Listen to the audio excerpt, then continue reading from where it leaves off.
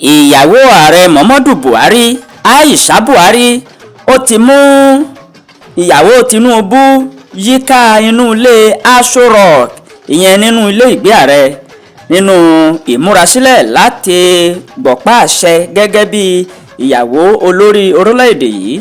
Ìyàwó ààrẹ ilẹ̀ wa Aisha Buhari ó ti mú ìyàwó ààrẹ tuntun tí ìlú ṣẹ̀ṣẹ̀ dìbò yàn ìyẹn sẹ́nitọ́ Olúrẹ̀mí Tinubu yíká inú àgbàlá ilé ìjọba tí wọ́n ń pè ní Aso Rock.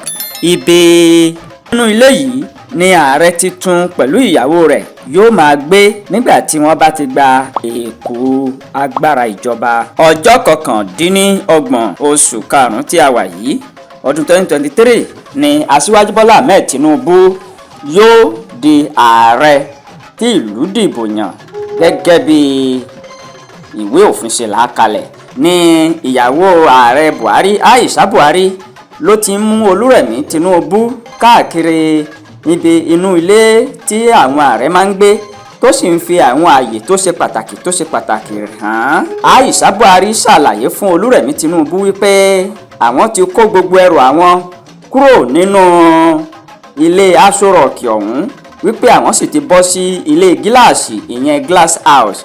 Ó ní níbi ilé gíláàsì yìí ni ààrẹ àti ìyàwó rẹ̀ tó bá ń lọ ni wọ́n máa ń kó gbogbo ẹrù wọn sí títí wọn ó fi búra fún àwọn ẹlòmíín.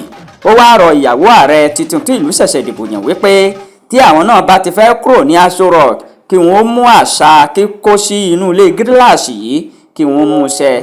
Aisha Buhari ó ṣe àfihàn àwọn ibì kọ̀ọ̀kan tó ṣe pàtàkì nínú ilé Aso Rock ọ̀hún.